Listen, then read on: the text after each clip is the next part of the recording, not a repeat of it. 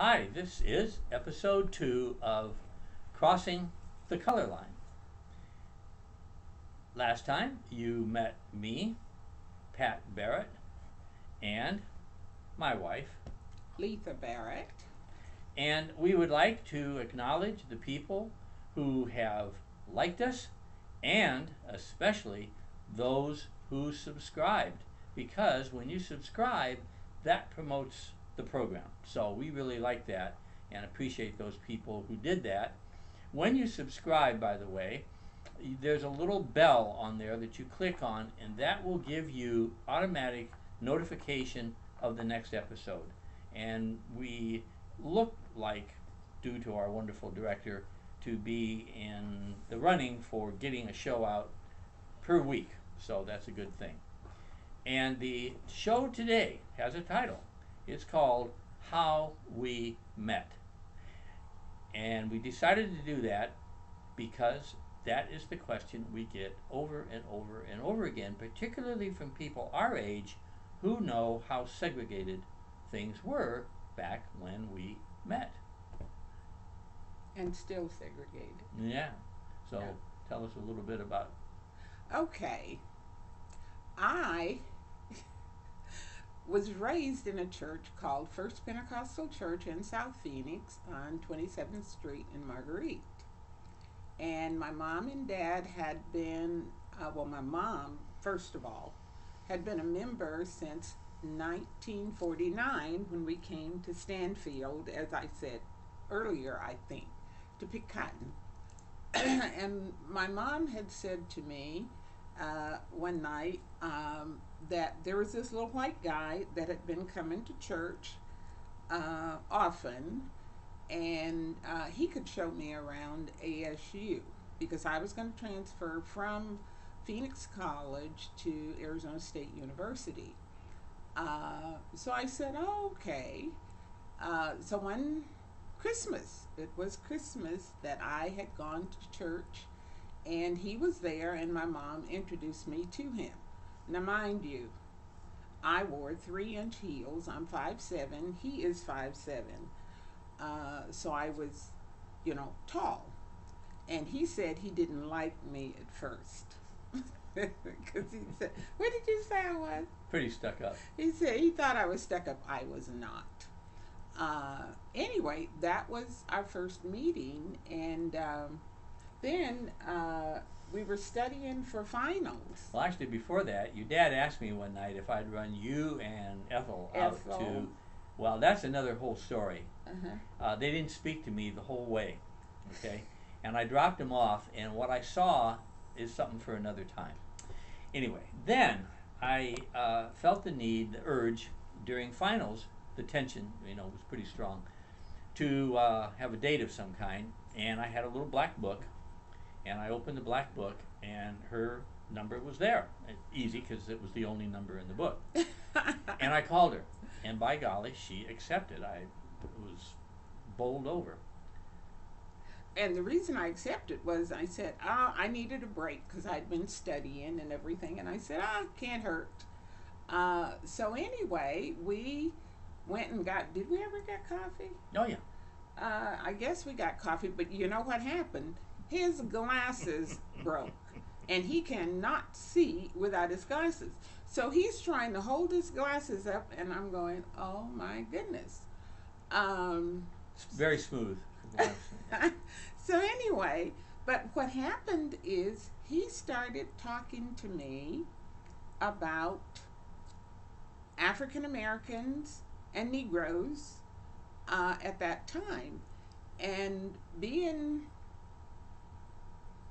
educated in a high school, Phoenix South Mountain High School, and not really having any Negro, quote unquote Negro, because that's what we were then, history at the time.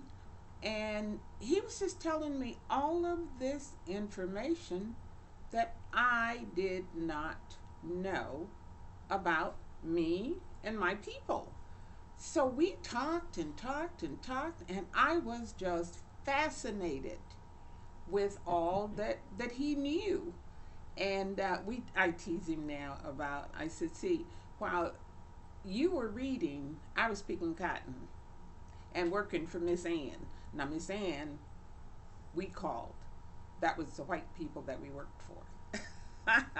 So you want to figure that? Well, there's some terminology. I was thinking just before the show went on, certain terminology that we should define. I've seen people misunderstand some things, and there are little, phrases and stuff in the black community that are used, like Miss Ann, we all know, and I think back in the '70s, the term Mr. Charlie was popularized. There were some books and plays by that title, and so we'll let you know little inside stuff. Well, I had been talking to the members of the church. Now, that was my only association with African Americans, and at another time, we'll tell you a little bit about how things were, back in the day. That's sort of why we're doing this. And I talked to those people, and I was very aware that, it must get on people's nerves, African Americans' nerves, to every time a white person talked to them, for the white person to bring up, gee, what it's like to be, what is it like to be black? I mean, or talk about race or something like that. So I was kind of aware of that.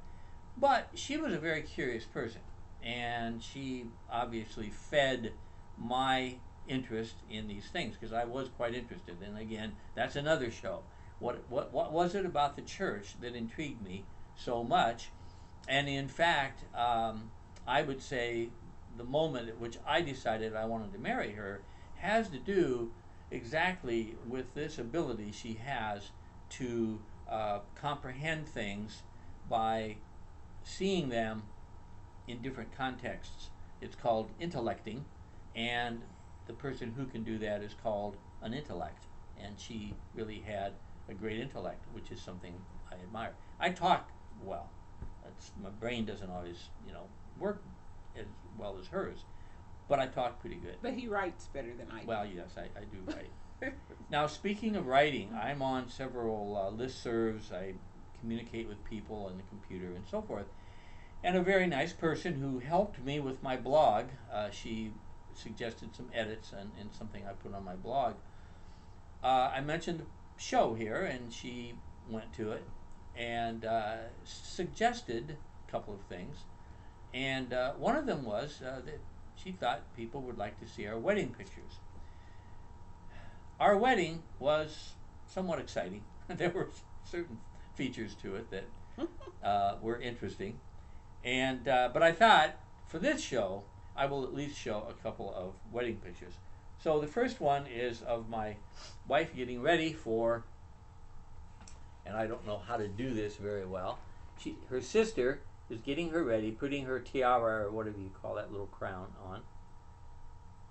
Okay, they're getting ready. And this is her and me, or for the grammar pedants out there, she and I, and our wedding, if you can see that. Oh, there we go. Joshua, will they be able to see this? He's asleep. Our director is so wiped out from both working and moving yesterday that he's sound asleep on the floor. Now, this picture was at my parents' house, which was over on 21st Street in Burgess, I think. And this was at our reception. There was no alcohol. So there was cake and punch, I think. And I think that may have been it, is cake and punch. Because my parents in the church, First Pentecostal, there was no drinking. So of course we had no alcohol. Yeah, the whole wedding thing is something we can get into, but I wanted to sort of stay with this theme of how we met. Now, you have to picture, and again, I try and keep in mind, younger people. You're snoring, Joshua. Joshua, wake up! You're snoring. It's our producer is snoring. Yeah.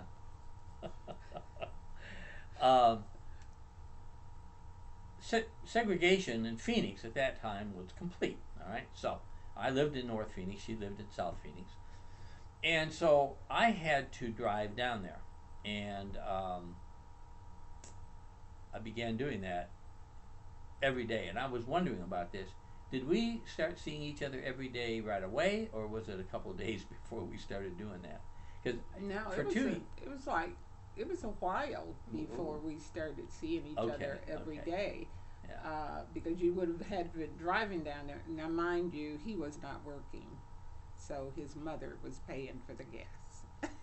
Well, that's a little unfair because at that time, let's see, when was, Were you working for the Gautiers? I think I was a bookstore clerk, which of course is classy, and so yeah, but I did get some. I got help with college from my mom, and so the gas was, yeah, and my mom didn't know about her, so that's part of the wedding story.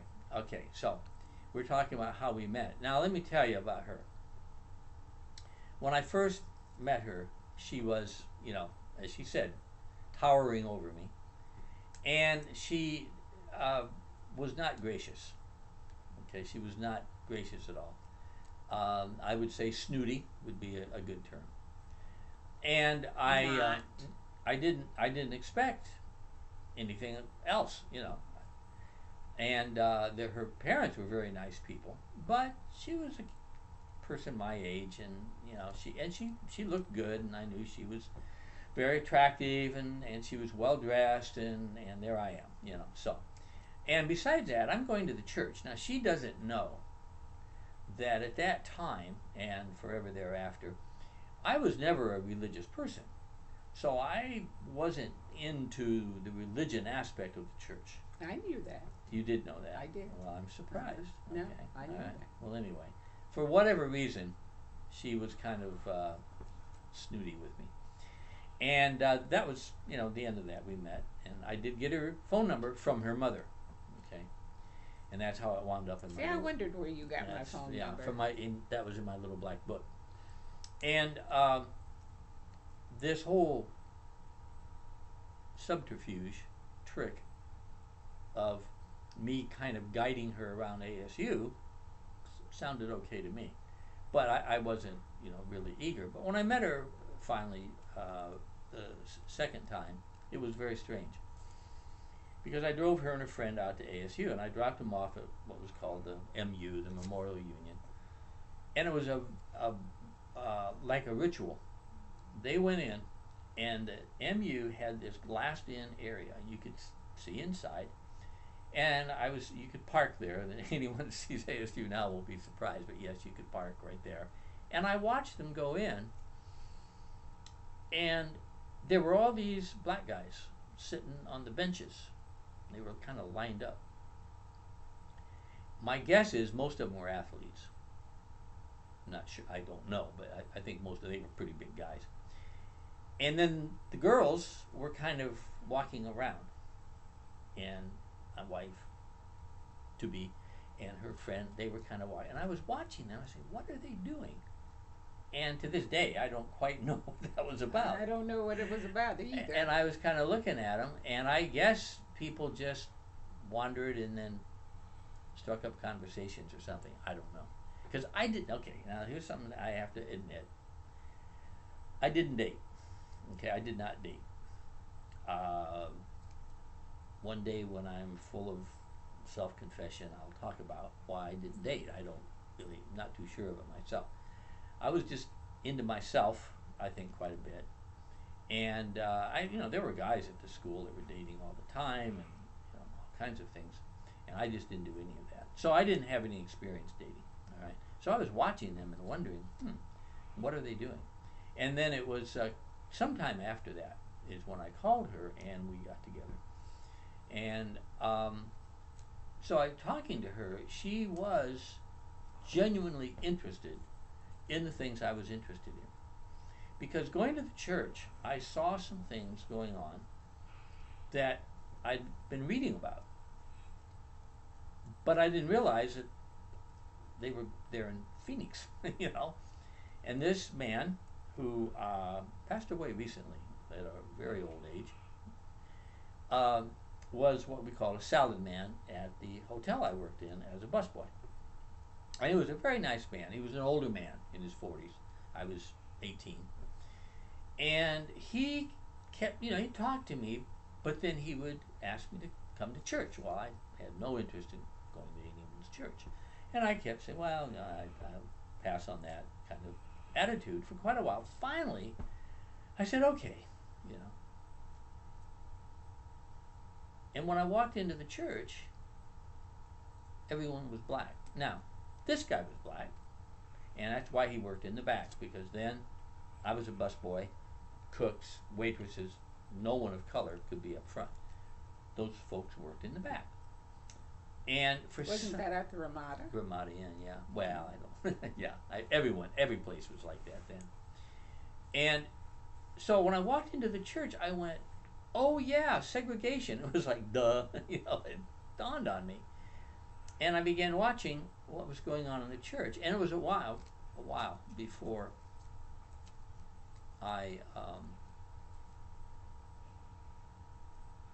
began connecting what the people in the church were doing with some of the stuff I had been reading. So when I went a year and a half, 2 years, I don't know, before I talked to her. And then we began talking, and by then I had started putting some things together. So that's, you know, when she says I was telling her things about her people that she didn't know, that's what she's talking about. What I was struck by was her receptivity to this, because most African Americans, certainly at that time, yeah, right, had very little interest in them having a culture, and I'll tell you why. Well, at least that was here in Arizona. Well, I think if we had lived, you know, in New York or someplace well, like you're that. talking about, yeah, New York, San Right. Francisco. That's on a Right. different planet. Mm-hmm. Most black people in the United States, what they saw and heard was any cultural difference was used by whites as a rationale for discrimination. Right. They're different from us. Our kids can't go to school with their kids because they're different. Any difference was considered a sign that you were about to be discriminated against. So people were very sensitive to that. And her openness to hearing, well, you know, what I see is this. And, you know, she might say, well, you've never seen that. No, I've never seen that before. And so forth and so on. And again, at another point, we'll go into some detail about the things that went on in the church. And I would like to know what because you dated a couple of guys, white guys, and you dated an African guy, and you dated a lot. A Colombian guy. A Colombian, you know, so you had an opportunity to talk to people. And what did you ever pick up that there were some differences in culture? Because you guys used to partner up with Reverend Outlaw's church, a white church. And the Mexican And church. the Mexican and church. I can't remember the pastors there. Yeah, but you mixed more with people than I did, right? I mean, Yeah. I was with whites all the time, and then I just started going to the church. You had And more I worked experience. for white people. And you absolutely. Yeah. So, did you see that there was a cultural difference of some kind? Absolutely, I saw that there was a Okay. cultural difference. And I remember I got into an argument with this other teacher about black dialect, and that blacks spoke differently than many whites, particularly at that time, unless you were educated, you know, unless the blacks had been to college, in which case many times they would overemphasize the language. You know, they would become what's the word, more correct.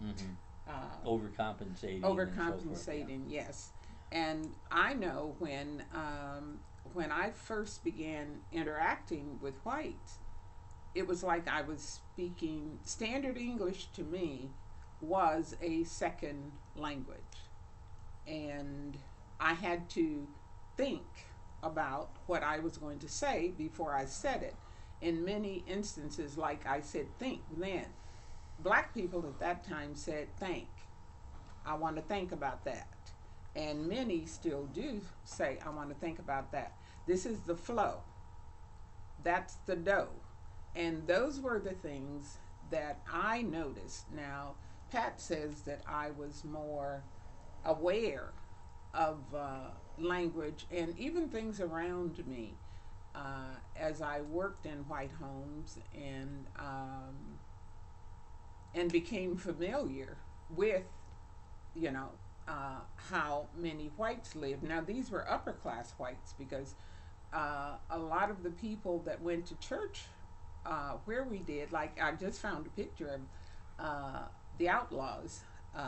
Not the Outlaws. It was, I just found a picture of her, young lady who is my age.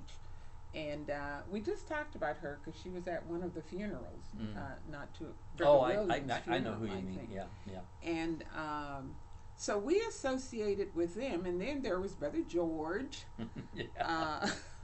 who was in the church, but he was a poor white person.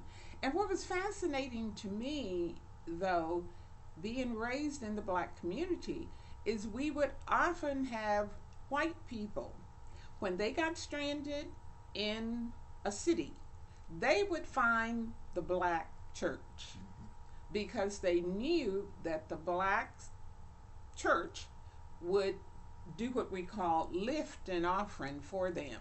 As poor as we were, we would come up with money to give them to go wherever it is that they were going.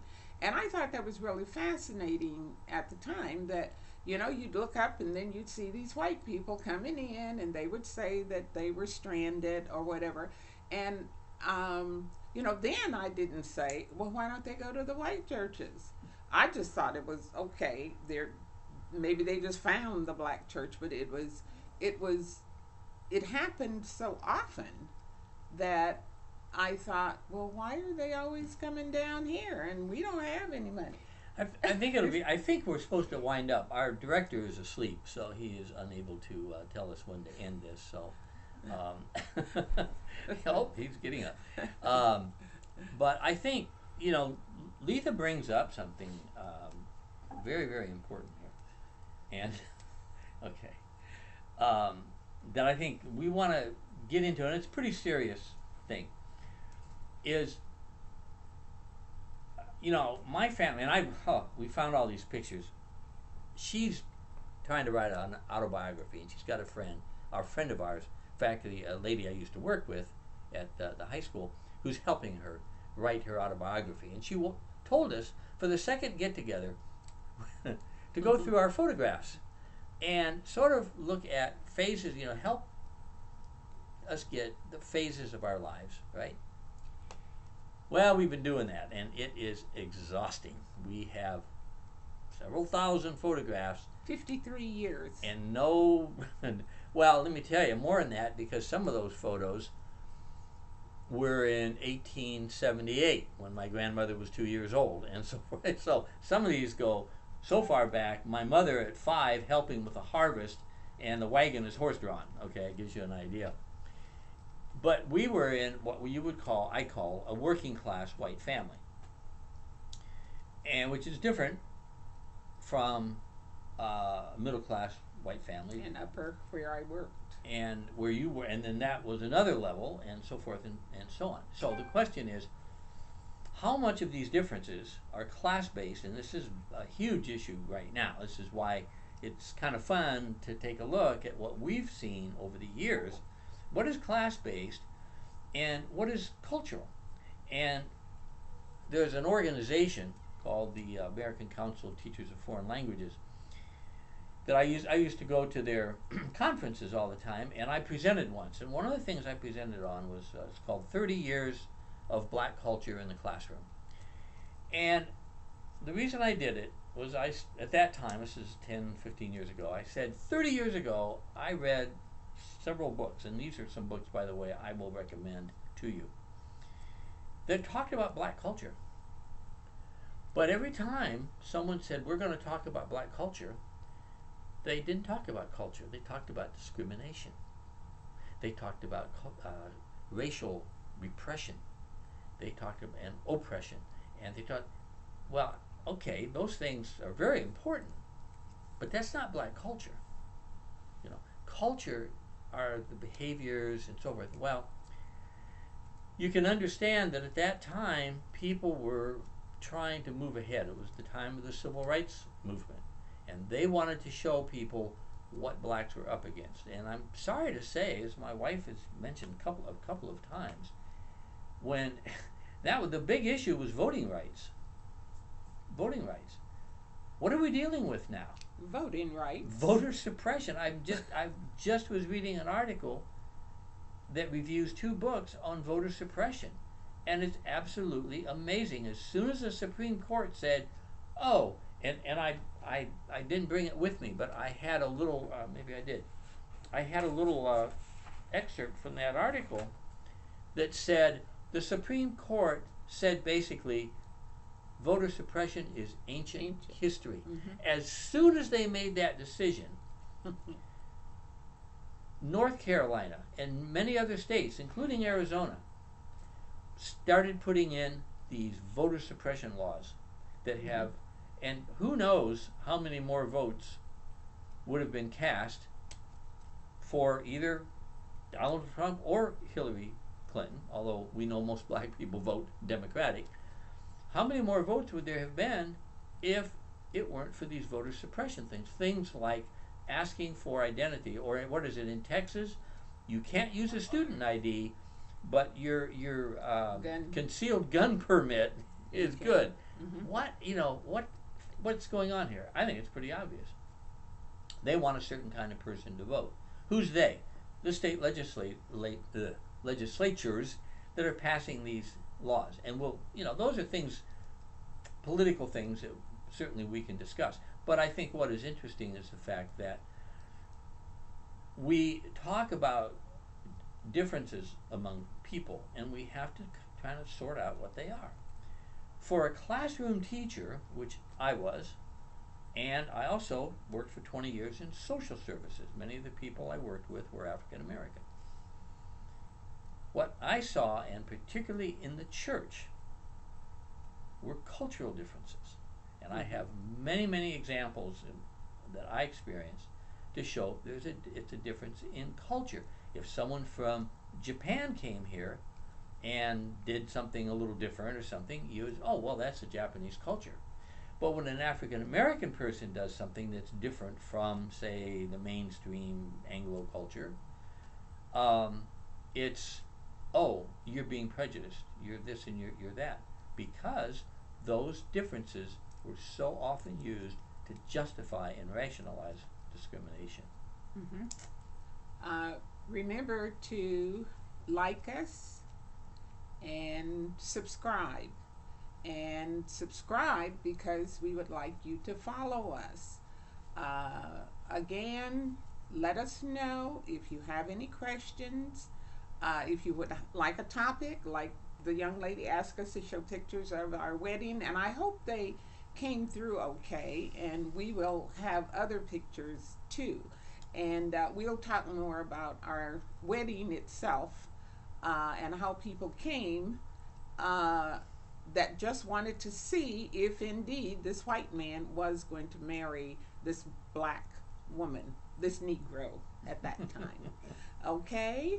I believe we're winding up, and I would like to thank also the person who commented. As Letha said, if you guys comment, if you ask questions, if you criticize, if you disagree, anything like that, that just feeds our program more, and we'll go in the direction that we see people are interested in.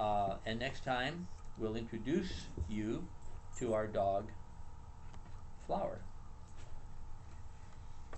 our ferocious pit bull. The other pit bull was named Honey. We're going out.